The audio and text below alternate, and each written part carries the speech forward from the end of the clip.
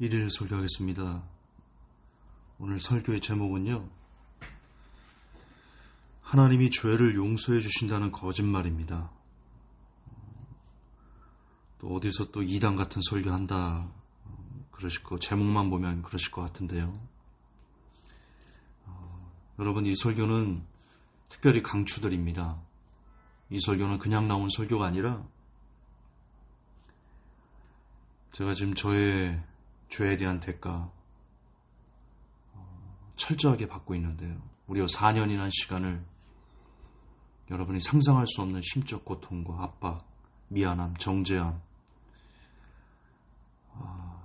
진짜 정신병이 걸리지 않은 것이 하나님의 은혜일 정도의 고통 가운데서 그런 깨달음 안에서 제가 회개하며 터져나온 그런 감동으로 만들어진 설교입니다.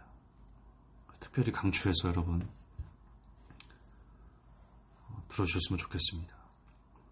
여러분, 우리의 배움은 하나님에게 죄를 회개하기만 하면 극악무도한 죄인이라도 용서해 주신다. 그러므로 지은 죄를 이 예배 시간에 모두 자백하고 뉘우쳐라. 그래야만 용서받고 구원받을 수 있다. 이렇게 배웁니다. 이게 틀렸다? 예수님께서 우리의 죄를 그분의 이름으로 용서를 구하면 용서해 주지 않는다? 지금 그 얘기를 하자는 게 아닙니다. 거기서 그친다는데 대부분의 교회가 자, 예배 나왔으면 한 주간에 지었던 죄를 모두 회개합시다. 그럼 하나님이 용서해 주실 겁니다. 거기서 그친다는 겁니다. 그래서 월요일부터 토요일까지 보통 세상 사람과 똑같이 많은 죄를 짓고 그래도 주일에만 가면 내 죄가 다 사함받는, 그래서 교회만 가면 됩니다. 가서 하나님 잘못했습니다. 그러면 다 끝나는 겁니다. 회개가 마치 로마 가톨릭 신부들에게 가서 고해 성사하는 것처럼 회개가 그 사람의 삶을 변화시키는 것이 아니라 죄를 무서워하고 죄를 싫어하고 죄를 미워하고 그러는 것이 아니라 죄를 합리화하고 죄를 정당화하고 죄를 지을 수 있지 뭐 회개하면 되는데 이렇게 죄를 편안하게 지을 수 있는 도구로 쓰여진다는데 오늘 저 설교의 방점을 찍고 싶습니다. 여러분, 그건 반쪽짜리 회개의 가르침입니다. 저는 회개하면 용서받는다는 걸 믿습니다. 다시 얘기하지만 그걸 부인하는 건 아닙니다. 그걸 부인하면 이단이 됩니다. 어떤 흉악무도한 범죄자도 분명 예수님의 이름으로 회개하면 용서해 주시고 구원의 길을 열어주십니다. 그 유명한 도끼살인마 고재봉도 회개하자 하나님께서 그를 변화시켜서 그 안에 함께 갇힌 죄수들을 구원하는 사역자로 쓰신 분이 하나님이십니다. 다시 얘기하지만 그 어떤 흉악무도한 범죄자도 회개하면 용서해 주십니다. 하지만 여기에는 반드시 저와 여러분이 기억해야만 하는 절대 진리가 있습니다. 회개하고 용서를 받는 것과 우리가 지은 죄에 대한 대가를 치르게 하는 것은 별개라는 겁니다. 하나님은 우리가 진실로 회개하고 죄에서 돌이키고자 할 때 그 죄를 용서해 주십니다. 그러나 용서해 주시는 것과 네가 이런 죄를 지었으니 너는 그에 상응하는 죄의 대가를, 죄의 형벌을 받아야 돼. 그것마저 용서해 주진 않아. 이게 하나님의 이 시간 저와 여러분에게 주고자 하는 메시지입니다. 여러분, 다윗을 잘 아실 겁니다. 간음을 했고 살인교사죄를 범하였습니다. 사무엘하 12장에 그 내용이 나옵니다. 제가 킹제임스로 좀 읽어드릴게요. 다윗의 분노가 그 사람을 향해 크게 타오르매 그가 나단에게 이르되 주께서 살아계심을 두고 맹세하노니 이 일을 행한 그 사람은 반드시 죽을지니라. 그가 불쌍히 여기지 아니하고 이 일을 행하였으므로 그 어린 양을 4배나 갚아 주어야 하리라. 나단이 다윗에게 이르되 왕이 그 사람이니이다. 주 이스라엘의 하나님께서 이같이 말씀하시나이다. 내가 네게 기름을 부어 이스라엘을 다스릴 왕으로 삼고 너를 사울의 손에서 건져냈으며 또 내 주인의 집을 내게 주고 내 주인의 아내들을 내 품에 주며 이스라엘의 집과 유다의 집을 내게 주었느니라. 만일 그것이 너무 조금이었을 것 같으면 내가 내게 이것저것을 더 주었으리라. 어찌하여 내가 주의 명령을 업신여기고 그의 눈앞에서 악을 행하였느냐? 내가 칼로 헷 족속 우리아를 죽이고 그의 아내를 빼앗아 내 아내로 삼으며 암몬 자손의 칼로 그를 죽였느니라. 내가 나를 업신여기고 헷 족속 우리아의 아들을 빼앗아 내 아내로 삼았은즉 이제 그런 까닭에 칼이 내 집에서 결코 떠나지 아니하리라. 지금 하나님이 형벌하십니다. 다윗의 죄로 인해서 다윗을 심판하십니다.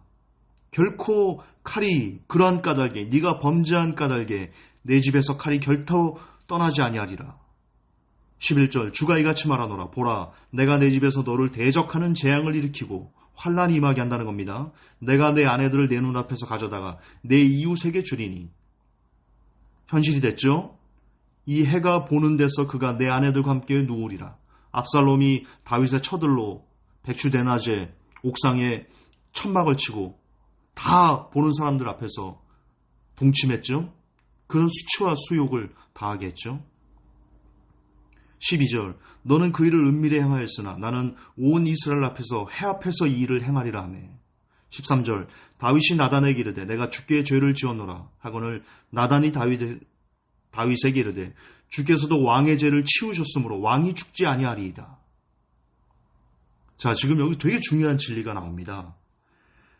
그 얘기를 듣고 하나님의 심판의 메시지를 나단으로부터 하나님의 음성을 듣고는요, 다윗이 바로 거꾸라집니다. 내가 잘못했습니다, 하나님. 바로 회개합니다. 그것까진 좋습니다.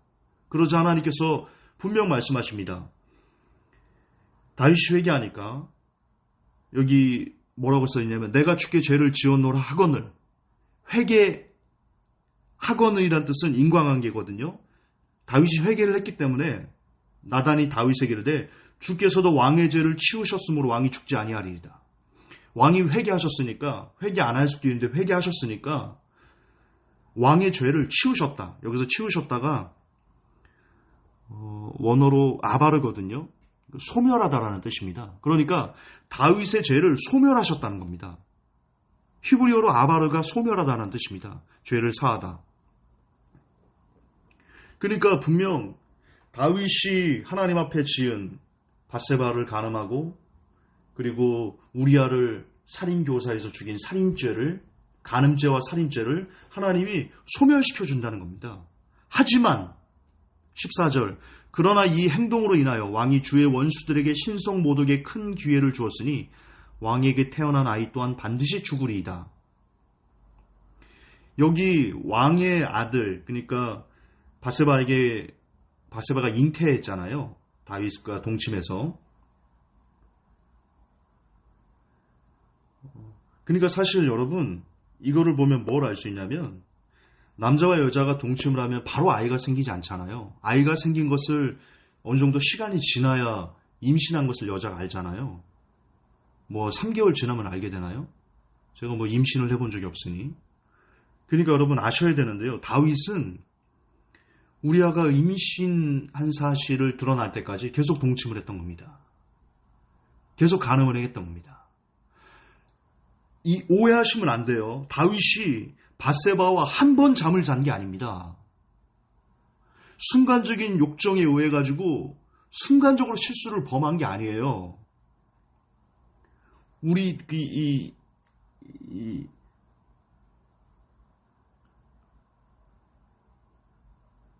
임신한 사실을 눈치챌 때까지 그 은밀한 그 죄를 계속 범하고 있었던 겁니다. 굉장히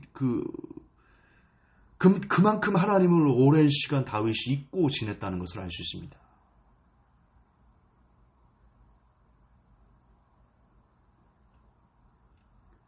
그런 심령 상태가 되니까 우리아를 살인교사를 하는 지경에까지 이르렀겠죠.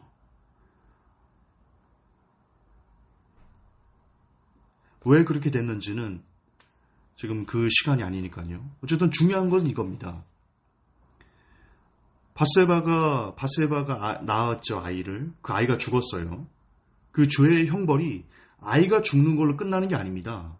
여기 성경에 보면 그러므로 이 행동으로 인하여 다윗이 지은 이 죄로 인하여 왕이 주의 원수들에게 신성 모독에 큰 기회를 주었으니 왕에게 태어난 아이 또한입니다. 그러니까 어떤 형벌이 있어요. 그 형벌을 받아야 돼요. 죄를 소멸시켜줬는데 그 오랜 시간에 몇 개월 동안의 간음죄와 그리고 살인죄마저 다 아바로 소멸시켜줬는데 그 죄에 대한 대가로 어떤 형벌을 받게 합니다. 그 형벌은 칼이 결코 내 집을 떠나지 아니하리라. 이 형벌과 백주대낮에 내 아내들을 내 눈앞에서 가져다가 내 이웃에게 주겠다. 이런 형벌을 임하겠다는 겁니다. 이거와 또한 더불어서 아이가 죽을 것이다. 지금 연거푸 3개의 재앙을 하나님께서 내리십니다. 다윗에게. 죄에 대한 대가로. 반드시 하셔야 됩니다. 죄를 소멸해 주시는 거, 하나님께서 우리의 죄를 용서해 주시는 거, 회개하면. 지금 회개하면 용서받거든요. 그것과 내 죄로 인한 그 형벌, 그것마저 용서해 주시는 것은 아니다. 다른 것이다. 여러분, 피눈물이 흘리도록 이 진리를 가슴에 새기셔야 됩니다. 이 진리를 가슴에 새기시면 저는 4년이란 넘는 너무 오랜 시간의 고통 가운데 이것을 깨닫고 나서야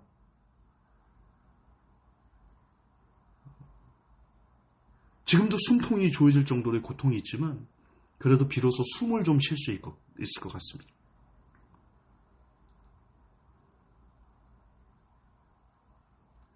다윗이 범한 죄의 대가마저 없애지 않으셨고 정확하게 죄의 형벌을 받도록 하셨습니다. 그 형벌은 처참했습니다.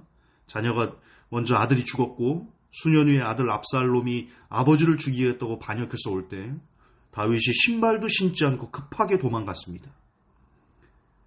아들 압살롬은 백주 대낮에 천막을 치고 이스라엘 백성들이 보는 앞에서 아버지의 후궁들로 더불어 동침하는 천인공노할 일들을 자행하는 것을 다윗은 겪어했습니다. 다윗이 도망갈 때 시므에게 조롱과 멸시를 당했으며 가까스로 강을 건너서 압살롬으로부터 죽음의 위협을 피하게 됩니다. 그리고 결국 압살롬이라는 아들을 또 잃어버립니다. 그러면서 그러죠. 내 아들 압살롬아, 내 아들 압살롬아, 내가 내 대신 죽었으면. 통곡합니다.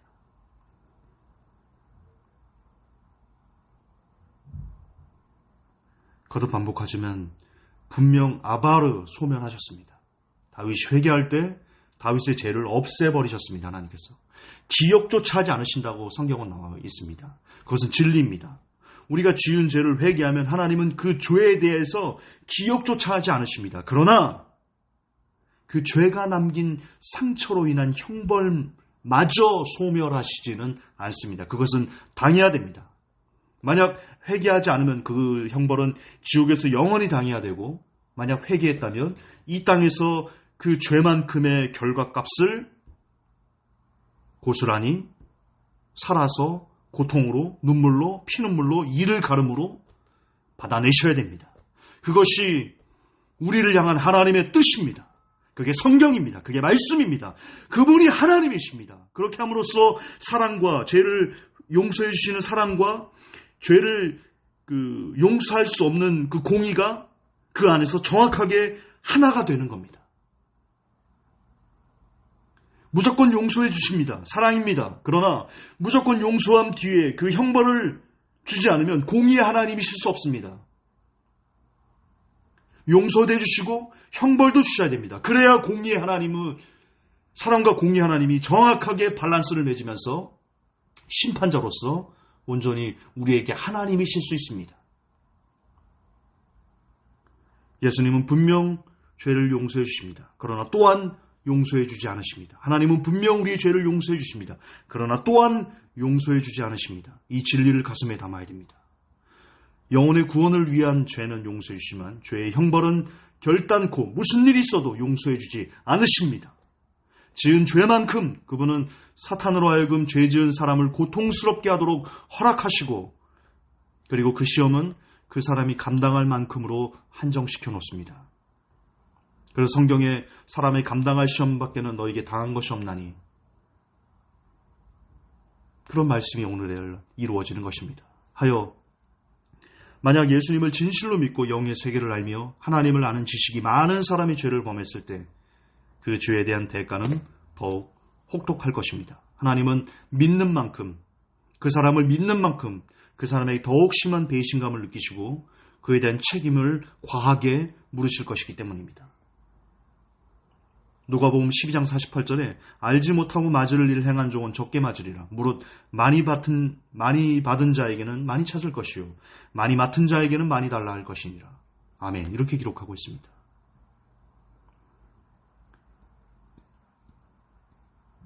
지금 여러분 어려움 가운데 계십니까? 생각하여 보십시오. 죄를 범하지 않고 찾아오는 고난이 많을까? 의를 위해 까닭없이 받는 핍박이, 그 고난이 더 많을까? 제가 볼 때 그 비율은 거의 8대2 정도인 것 같습니다. 제 지나간 삶을 보니 그렇습니다. 8은 내 죄로 인해 내가 스스로 부른 저주입니다. 그게 8알입니다. 저의 삶은 그렇다는 겁니다. 여러분은 어떨지 모르겠습니다. 그러나 저와 그닥 크게 다르지 않을 거라고 저는 생각합니다. 그게 사람이기 때문입니다. 그리고 성경에도 죄를 범하고 그 죄에 대한 대가로 받는 고통에 대한 기록들이 훨씬 더 많습니다. 여러분 어떤 슬픔과 괴로움의 강을 건너고 있습니까? 깊이 상고하여 보십시오. 회개하였다면 분명 용서를 받으셨을 겁니다. 하지만 그 죄의 대가를 지금 치르고 계시는 중일 겁니다. 내가 지은 죄로 인해 겪는 아픔이 있어야 두 번 다시 같은 죄를 범하지 않고 마지막 날 하나님 앞에 설 수 있는 사람이 될 수 있기 때문입니다. 성도들이여, 죄를 짓지 마십시오.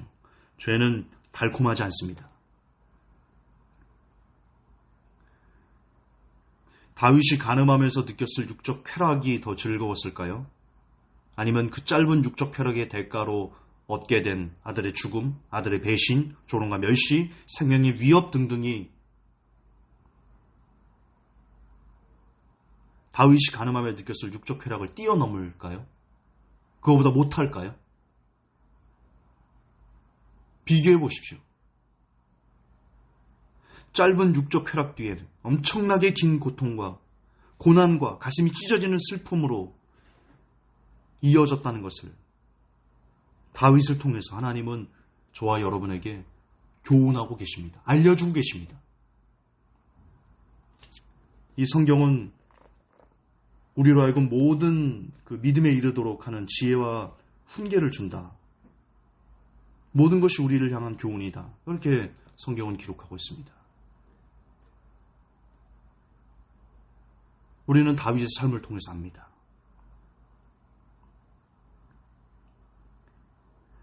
따라서 죄는 결코 달콤하지 않으며 죄의 삭은 사망이라는 하나님의 말씀은 진리임을 기억해야 됩니다. 우리는 죄의 대가를 이 땅에서 죽음과 같은 고통을 겪으며 치르던지 아니면 지옥에서 영원한 형벌로 치르던지 어쨌든 용서받지 못한다는 걸 기억해야 됩니다.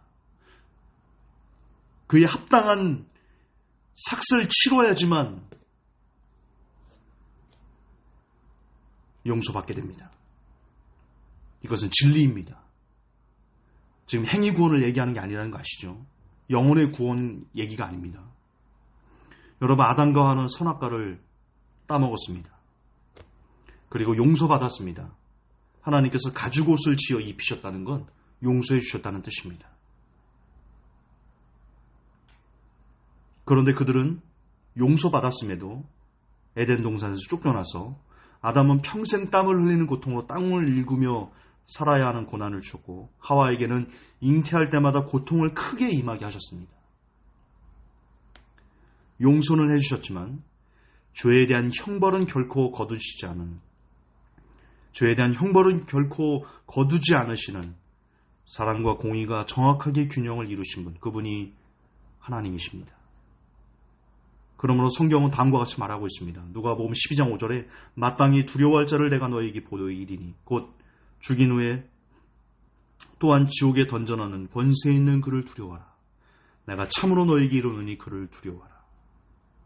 성도들이여, 하나님을 두려워하며 살고 계십니까?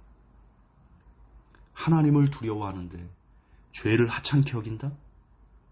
있을 수 없습니다. 우리가 죄를 하찮게 여기면 여길수록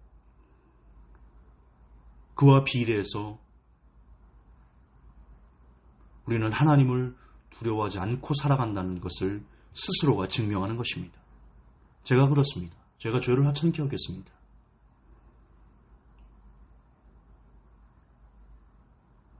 저는 하나님을 그다지 두려워하지 않고 살았습니다. 그 형벌은 처참합니다. 무려 4년입니다. 무려 4년입니다. 수면제 없이 잠을 못 이루는 기간이 2년이 넘었습니다.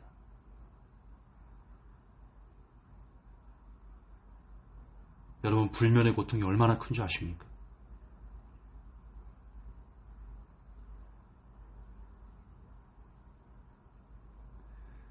눈 감으면 내일 해가 안 떴으면 좋겠다. 눈 뜨면 오늘 해가 안 졌으면 좋겠다. 날짜는 왜 이렇게 빨리 가는지. 겨우겨우 한 달을 보내면 그 다음 달이 되면 미친 듯이 30일이 정말 총알을 쏜 것처럼 확 지나가서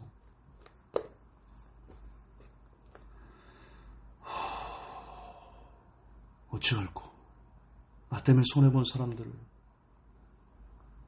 어서 저들을 도와야 될 터인데 어찌할꼬. 도대체 어찌할꼬.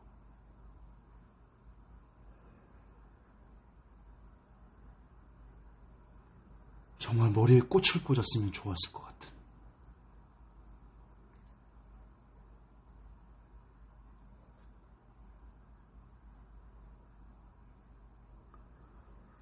성도들이요, 죄는 무섭습니다. 여러분에게 회개라는 신무기가 있으니 언제든 죄를 지어도 괜찮다. 회개하면 용서받을 수 있다. 크나큰 이단입니다. 여러분, 반쪽짜리 복음을 이단이라고 하지 않습니까? 회개가 있으니 언제든 회개하면 용서받을 수 있다. 이거 반쪽짜리 복음입니다. 회개해도 용서 못 받습니다. 그 죄에 대한 형벌은 용서 못 받습니다. 아무리 회개해도.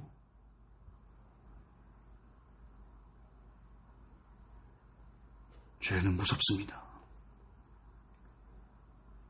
죄는 반드시 죄를 지은 그 본인 당사자가 그에 대한 형벌을 받아야 되기 때문에, 더군다나 하나님께서 그 죄 지은 사람을 진정으로 사랑한다면 그가 깨달을 때까지, 그가 그 죄에서 벗어날 때까지, 그가 그 죄를 미친 듯이 미워하고 싫어하고 그 죄만 생각해도 진절머리 날 정도로 그렇게 완전히 그 죄에서 돌아서서 더 이상 그 죄를 바라보지 않고 그 죄를 즐기지 않고 그 죄로 걸어가지 않고 그 죄를 두 번 다시 범하지 않게 될 때까지 하나님은 그 범한 죄에 대한 형벌을 훨씬 더 크게 그 죄를 범한 사람에게 숨통을 지어오게 그렇게 고통으로 역사하실 것이기 때문입니다. 하나님께서 정말 그 사람을 사랑한다는 말입니다. 왜? 그래야 그 사람이 살기 때문이죠. 그러므로 사실 공의도 사랑인 겁니다. God is love. 네, 하나님은 사랑이십니다. 그런데 공의도 사랑입니다.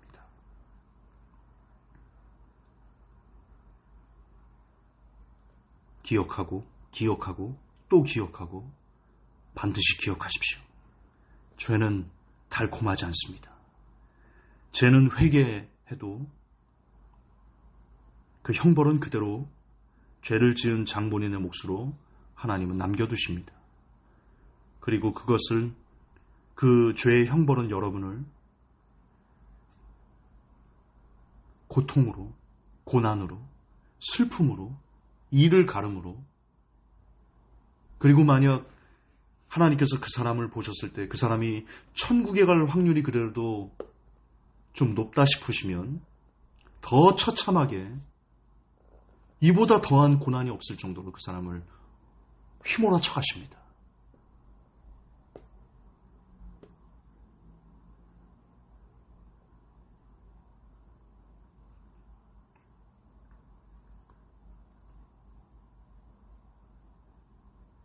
죄는 여러분에게 고통을 줄 것이며, 죄는 여러분에게 고난을 줄 것이며, 죄는 여러분에게 슬픔을 줄 것이며, 죄는 여러분에게 이를 갈게 하는 아픔을 줄 것이며, 그런 미쳐버릴 것 같은 통증으로 여러분의 눈에서 눈물이 흐르게, 삶을 힘겹게, 잠을 이루지 못하게,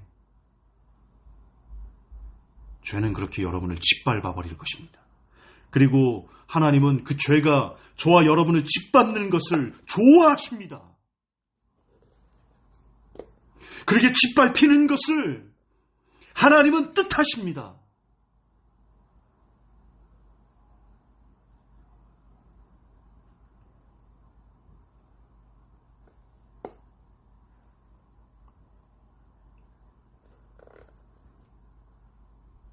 다시 반복하지만 그래야만, 그렇게 죄가 우리를 짓밟아야지만, 그래서 우리가 죄가 우습지가 않은 거구나, 죄가 달콤하지가 않은 거구나, 죄가 막 생각만 해도 소름이 돋을 정도로 끔찍한 것이구나, 내가 하나님이 그토록 왜 죄를 미워하시는지 내가 이제 알겠다. 눈으로 보던 하나님을 이제, 귀로 듣던 하나님을 이제 내가 눈으로 본다. 귀로 듣던 죄에 대한 무서움을 내가 눈으로 보고 내 피부로 느낀다. 그래야지만 그 사람이 살 수 있기 때문입니다.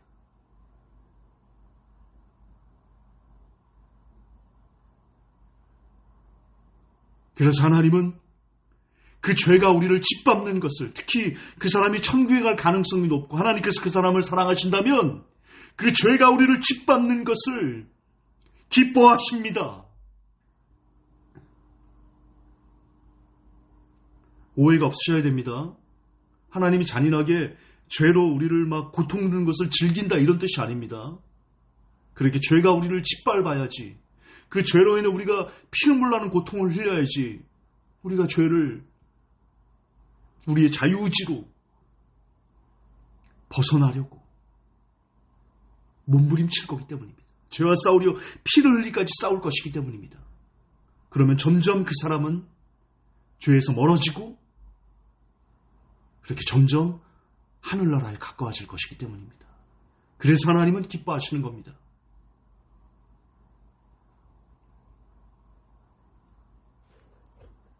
성도들이요, 기억하고 또 기억하고 반드시 기억하십시오. 하나님은 절대로 죄를 용서해 주시 않는다는 것을 말입니다. 하나님,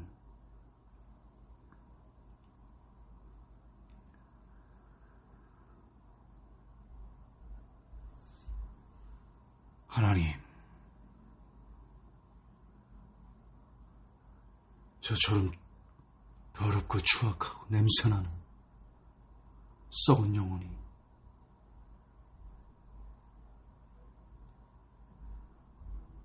죄값을 치르고 있는 가운데 그 깨달음을 토해냅니다. 하나님, 언제 이만하면 됐다 하실지 모르나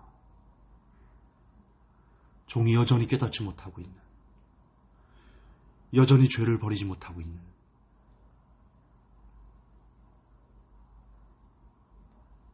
종도 모르는 그 죄에 얽매여 있는 것이 있으며, 하나님, 더 몰아치소서.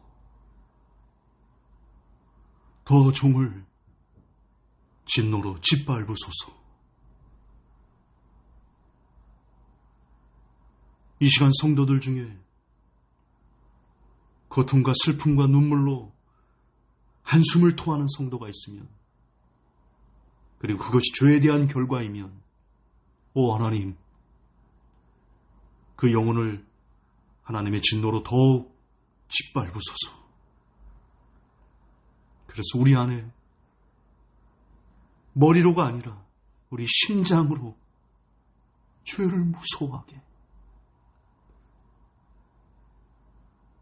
죄를 두려워하게, 죄를 멀리하게, 그리하여 마침내 죄에서 벗어날 수 있게 하나님 인도하소서. 예수님의 이름으로 기도합니다. 아멘.